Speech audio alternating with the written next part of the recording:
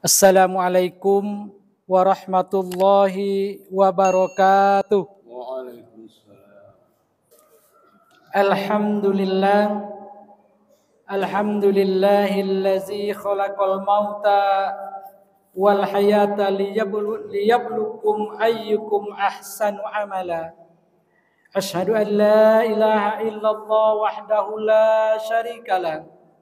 Wa ashhadu anna Muhammadan abduhu wa rasul la nabiyya ba'da.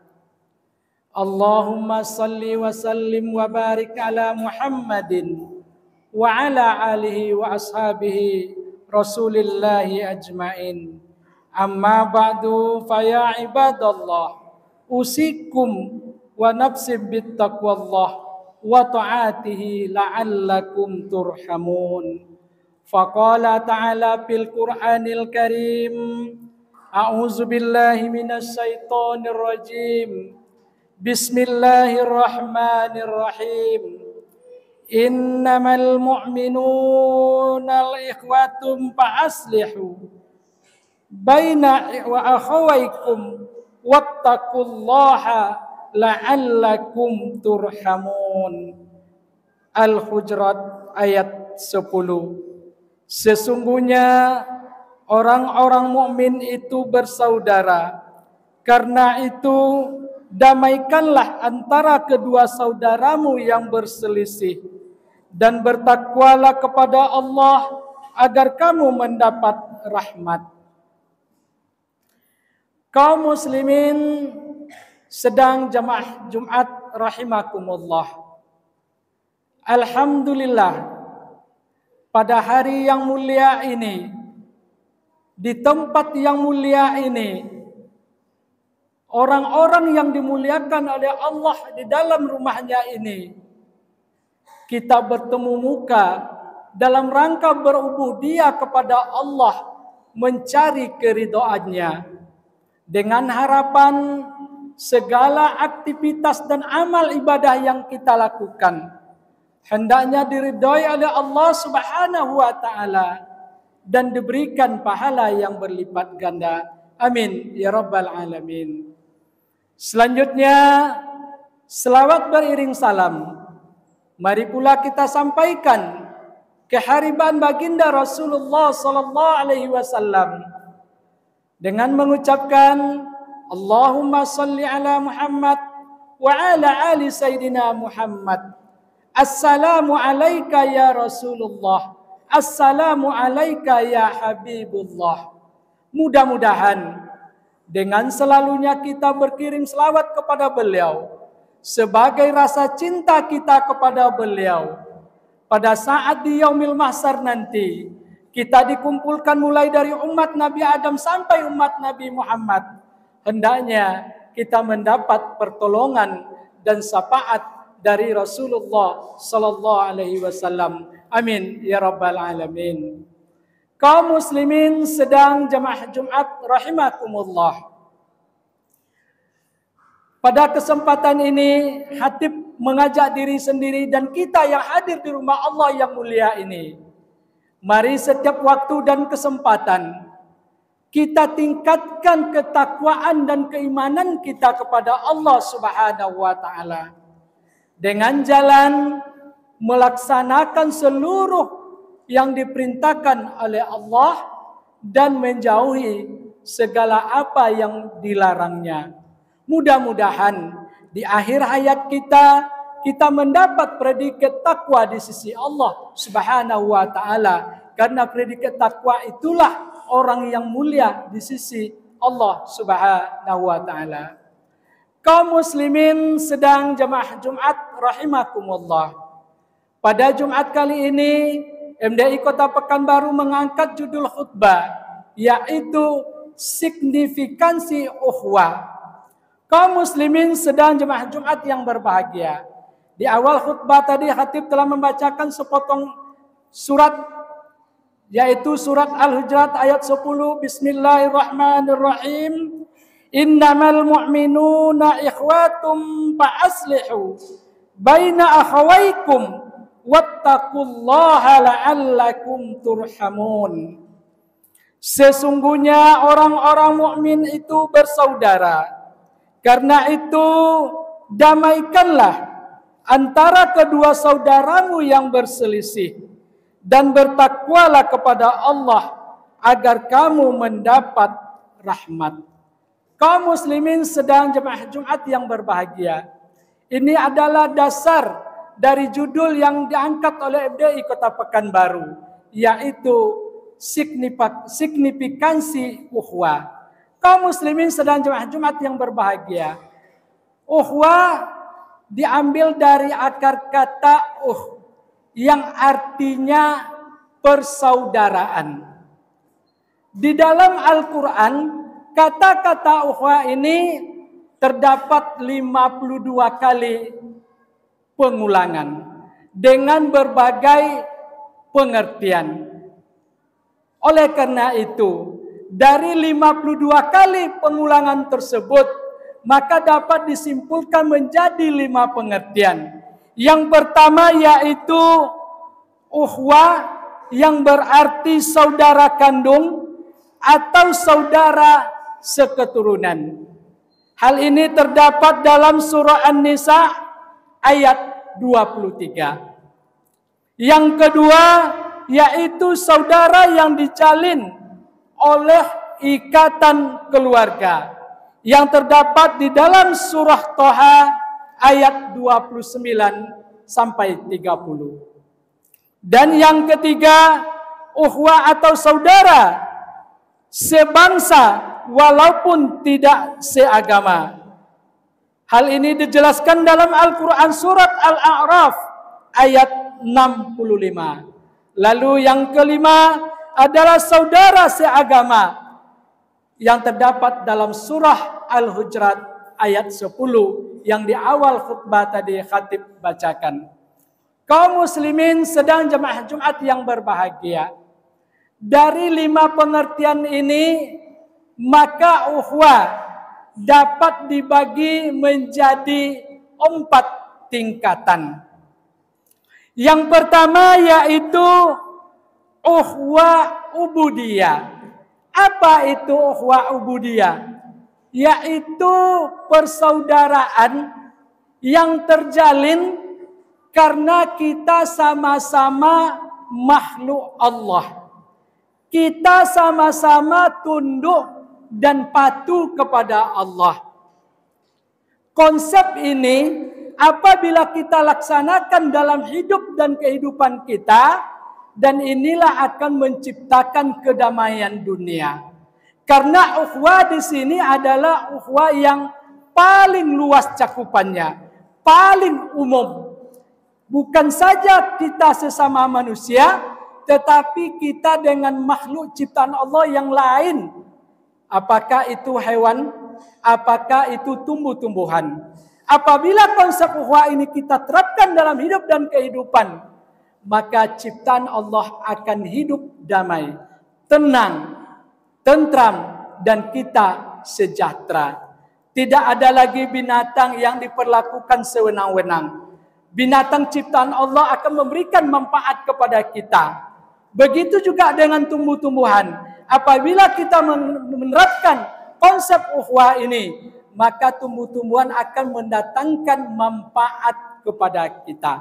Dan inilah ukhuwah yang paling luas. Lalu yang kedua, yaitu ukhuwah insaniyah atau basariyah. Apa ini ukhuwah insaniyah atau basariyah ini? Yaitu persaudaraan yang terjadi karena kita sama-sama satu jenis. Kalau tadi seluruh makhluk ciptaan Allah. Kalau ini persaudaraan yang tercipta karena kita sesama satu jenis, yaitu sama-sama manusia, sama-sama anak keturunan Adam. Konsep ini bertujuan untuk menciptakan kita sesama manusia di dunia ini untuk saling menghormati, saling menghargai, walaupun berbeda paham, walaupun berbeda keyakinan, walaupun berbeda kulit, adat dan budaya, Tapi kita konsepnya karena kita sama-sama manusia, sama-sama keturunan Adam, kita saling menghormati. Kita bersaudara. Nah, ini ukhuwah yang kedua, yaitu ukhuwah insaniyah atau basariyah. Lalu ukhuwah yang ketiga, yaitu ukhuwah watoniyah. Apa ini ukhuwah watoniyah? Yaitu persaudaraan yang terjalin karena kita sebangsa dan satu negara. Kaum muslimin sedang jemaah Jumat yang berbahagia. Ukhuwah watoniyah ini adalah kita sama-sama bangsa Indonesia. Sama-sama negara kesatuan Republik Indonesia. Apabila konsep ini kita pakai, apabila konsep ini kita terapkan dalam hidup dan kehidupan kita, maka kita sebagai rakyat Indonesia akan hidup tenang, akan hidup damai, tidak ada perkelahian, tidak ada permusuhan. Kenapa? Karena kita sama-sama negara kesatuan Republik Indonesia. Bagaimana kita mewujudkan negara kita ini negara yang maju, negara yang mensejahterakan rakyatnya, negara yang mensejahterakan masyarakatnya. Kalau konsep ukhuwah watoniyah ini kita terapkan dalam hidup dan kehidupan kita. Kaum muslimin sedang jemaah Jumat yang berbahagia. Lalu yang keempat, yaitu ukhuwah yang wilayahnya kecil, tapi ini sangat penting sekali. Apa itu ukhuwah Islamiyah? Apa ukhuwah Islamiyah? Yaitu persaudaraan yang terjalin karena kita sama-sama satu keyakinan, karena kita sama-sama satu agama, yaitu agama Islam. Apabila konsep ukhuwah Islamiyah ini kita terapkan dalam hidup dan kehidupan kita, kita yakini, kita percaya bahwasanya umat Islam di negara kesatuan Republik Indonesia ini adalah umat yang mayoritas, pastilah umat yang akan menentukan kebaikan. Umat yang dapat berpengaruh untuk mengatur bagaimana bangsa kita ini maju, sejahtera dan adil. Dan kita tidak mendapat perlakuan diskriminatif.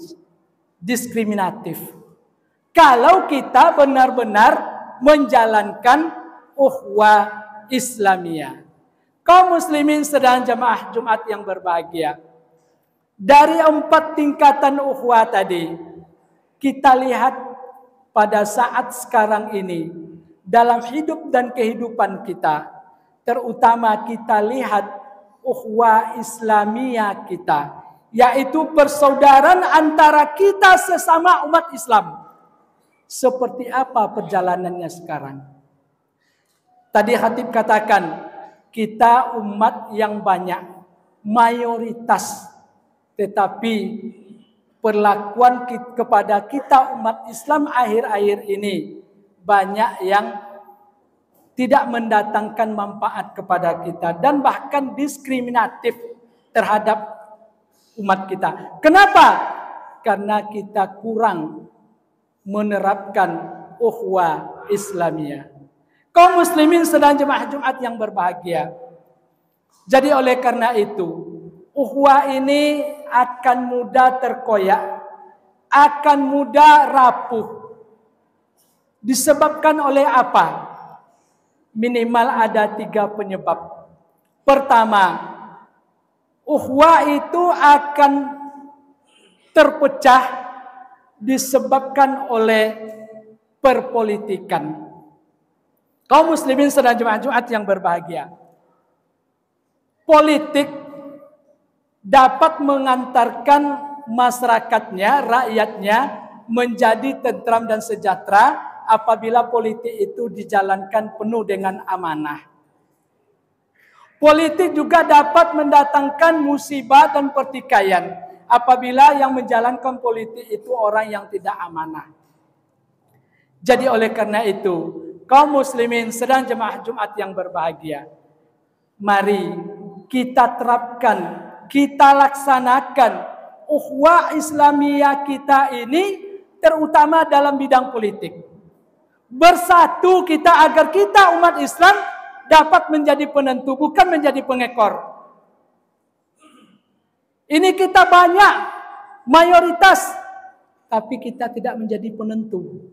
Kita menjadi pengekor. Kenapa? Karena ukhuwah kita lemah. Disebabkan kenapa? Perpolitikan, yaitu perbedaan kepentingan. Coba kita lihat kaum muslimin sedang jemaah Jumat yang berbahagia.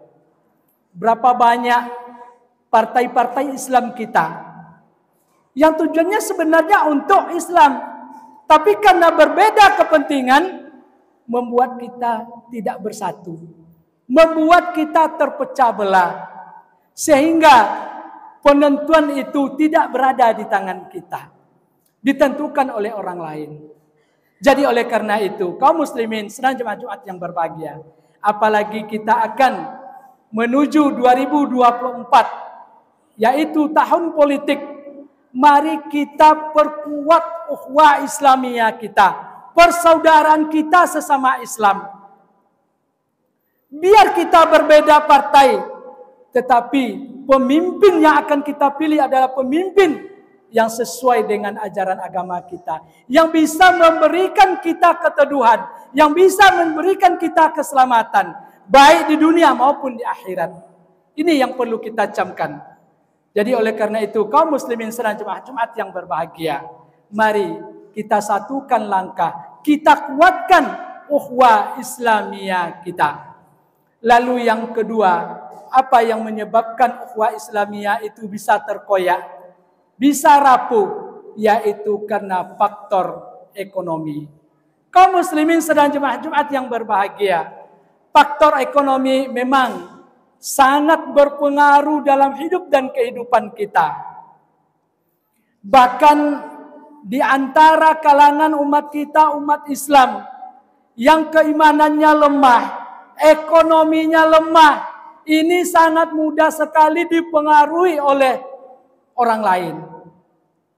Bisa saja karena lemah iman, lemah ekonomi, datang orang mempengaruhinya, bisa menjual akidahnya demi memenuhi kebutuhan hidupnya. Kenapa? Lemah iman dan lemah ekonomi. Jadi ekonomi ini faktor terbesar mempengaruhi ukhuwah Islamiyah kita. Jadi oleh karena itu, kaum muslimin sedang jemaah Jumat yang berbahagia, mari kita peduli, mari kita perhatikan terhadap saudara-saudara kita yang ekonominya lemah. Kita perhatikan. Begitu juga lembaga Basnas kita, kemudian juga pengurus masjid kita. Kalau ada masyarakat kita yang lemah ekonomi, lemah imannya, cepat kita perhatikan. Supaya apa? Supaya dia tetap dalam keimanannya, jangan berubah. Dan bahkan na'udzubillah min zalik, jangan pula karena terpengaruh oleh satu karton umpamanya Indomie, 2 kilo beras, dia menjadi murtad. Ini yang harus kita perhatikan. Kalau ada masyarakat kita yang lemah ekonominya, lemah imannya, cepat kita perhatikan.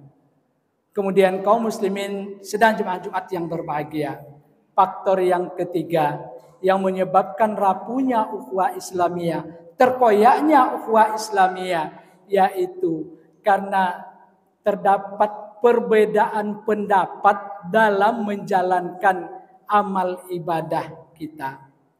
Kaum muslimin sedang jemaah Jumat yang berbahagia, ini adalah salah satu yang dapat mengoyak rasa ukhuwah persaudaraan kita.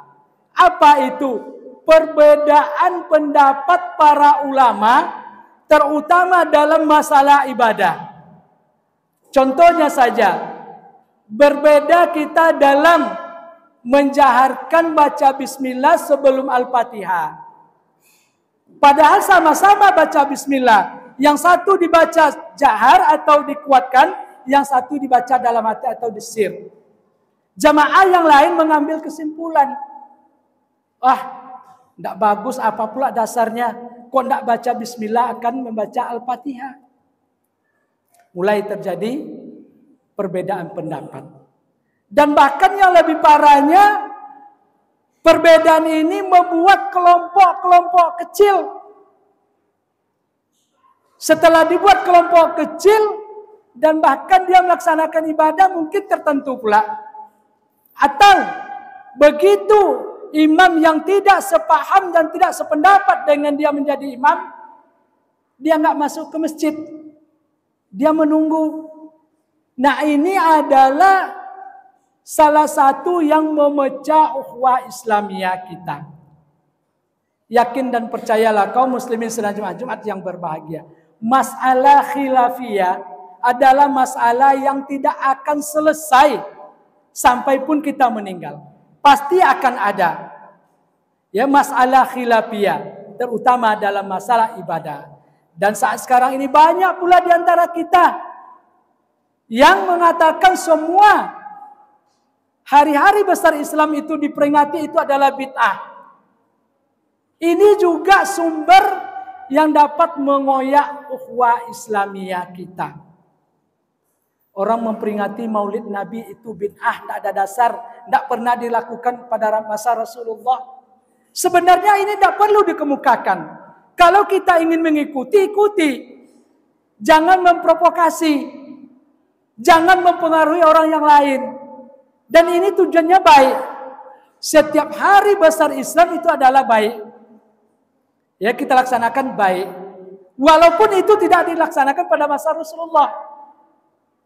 Jadi oleh karena itu, kaum muslimin sedang Jumat yang berbahagia, mari kita rajut kembali, kita kuatkan ukhuwah Islamiyah kita.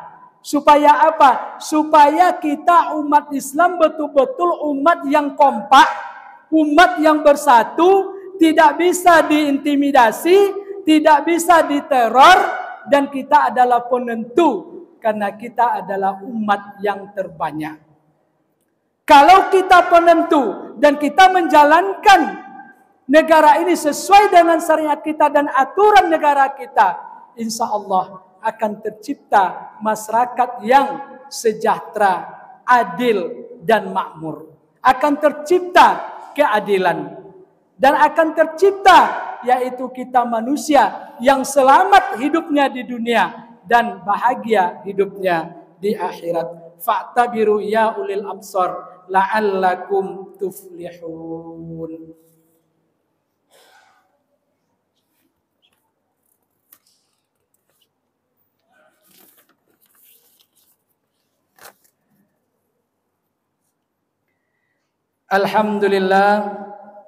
Alhamdulillahillazi hadana li hadza wa ma kunna linahtadiya laula an hadanallah.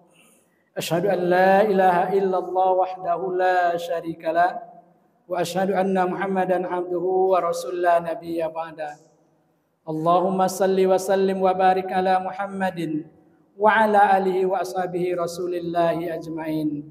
Amma ba'du fa ya ayyuhal hadirun ittaqullaha haqqa tuqatih wa la tamutunna illa wa antum muslimun.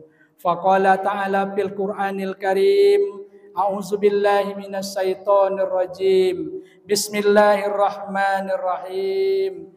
Wal 'asri innal insana lafi husri illal ladzina amanu wa 'amilus solihati wa tawasau bil haqqi wa tawasau bis sabri. Innallaha wa malaikatahu yusholluna 'alan nabi ya ayyuhalladzina amanu sallu 'alaihi wa sallimu taslima.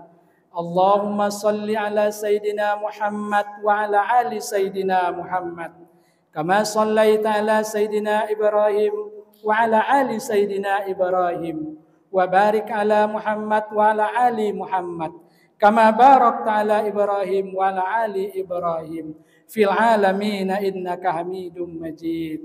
Allahumma ighfir lil muslimina wal muslimat wal mu'minina wal mu'minat al ahya'i minhum wal amwat bi rahmatika ya arhamar rahimin. Allahumma arinal haqqa haqqan warzuqna ittiba'an وأرنا الباطل باطلا وارزقنا اجتنابه اللهم أحيينا بالإيمان وأمتنا بالإيمان واحشرنا بالإيمان وأدخلنا الجنة مع الإيمان اللهم اختم لنا بالإسلام واختم لنا بالإيمان واختم لنا بالخير واختم لنا بالسعادة واختم لنا بحسن الخاتمة ربنا آتنا في الدنيا حسنة وفي الآخرة حسنة وقنا عذاب النار عباد الله إن الله يأمر بالعدل والإحسان وإيتاء ذي القربى وينهى عن الفحشاء والمنكر والبغي يعظكم لعلكم تذكرون ولذكر الله أكبر أقيم الصلاة